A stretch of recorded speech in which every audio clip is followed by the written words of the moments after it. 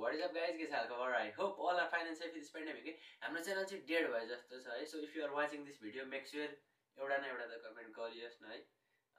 र if you haven't subscribed to my channel, please subscribe it. अनि आजको हाम्रो टपिक भनेको चाहिँ फ्लाइङ फोन हो है. यसो सोच्दाखेरि फोन पनि के फ्लाइङ हुन्छ र मतलब फ्लाइङ त हामीले फ्लाइङ बिस्ट सुनेको थियो. फ्लाइङ फोन पनि हाम्रो हुन्छ भन्दा पनि हुने कन्सेप्टमा रहिरहेको छ. यो फोन चाहिँ 2022 अथवा 23 मा लन्च हुने कुरा गरिरहेको छ है. सो यही टपिकमा आज हामी भिडियो कुरा गर्नेछौँ र इन्ट्रो कहाँ गयो भनेर अस्तिको भिडियोमा पनि 2-3 जनाले सोध्नु भएको थियो है. इन्ट्रो चाहिँ मेरो पुरानो फोनमा थियो. मैले पुरानो फोन ब्याकहरूतिर सेभ गरेको थिएन. सो फोन हरायो, इन्ट्रो हरायो है.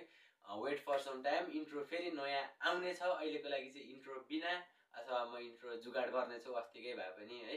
सो आजको भिडियोलाई सुरु गरौँ. अनि यो फ्लाइङ फोन भनेको चाहिँ कस्तो भन्दाखेरि फोनमै ड्रोन, क्या मतलब अब हामीले क्यामेरा खोल्यौँ भने ड्रोन भएको क्यामेरा खुल्छ है.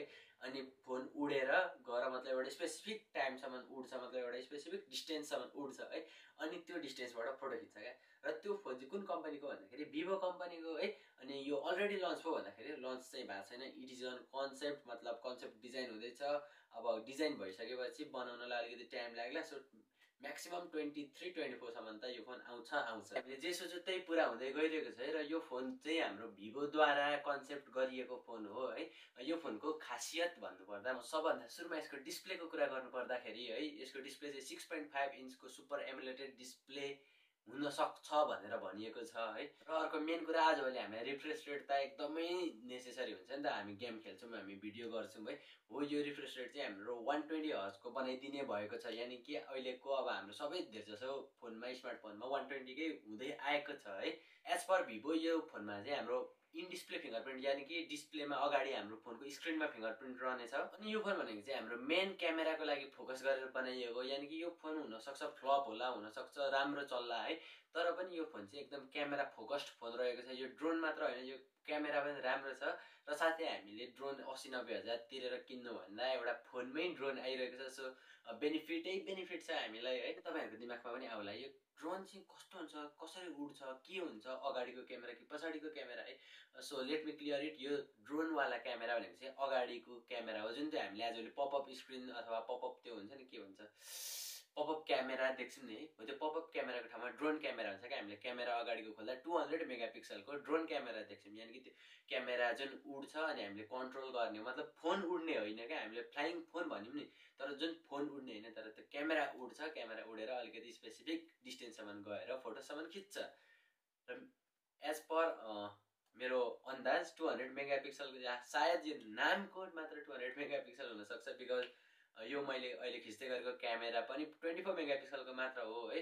सो त्यसमा अब क्यामेराको 24 मेगापिक्सल अनि त्यो फोनको 200 मेगापिक्सल. 200 मेगापिक्सल राम्रो खिच्छ सोच्नु होला है तपाईँहरू. तर 200 मेगापिक्सलले राम्रो खिच्दैन, किनभने त्यहाँ सानो सेन्सर हुन्छ र क्यामेरामा ठुलो सेन्सर हुन्छ. सो यो पनि तपाईँहरूको लागि क्लियरिटी भएको छ है.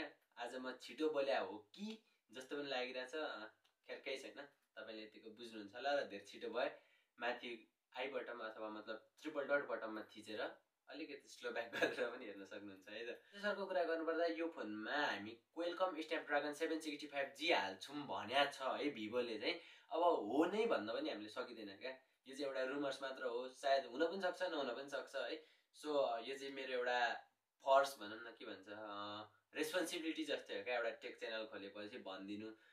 आजभोलि धेरै मान्छे, मैले हामी कलेज जाँदा ओर्दा कता कता सुन्छु क्या, यो फोन आएको छ अरे किन्छु भन्. तर आएको होइन क्या. यो कन्सेप्ट बेस्ट फोन हो. र यो फोन लगभग 2022 को इन्डमा अथवा 2023-2024 सम्म पनि लाग्न सक्छ. सो आजको लागि भिडियो यति नै हो. Will meet next video. तेन्जेलको लागि स्टे सेफ, स्टे होम. अनि च्यानल चाहिँ सब्सक्राइब गरिदिनु है त. र यो फोन vivoको है.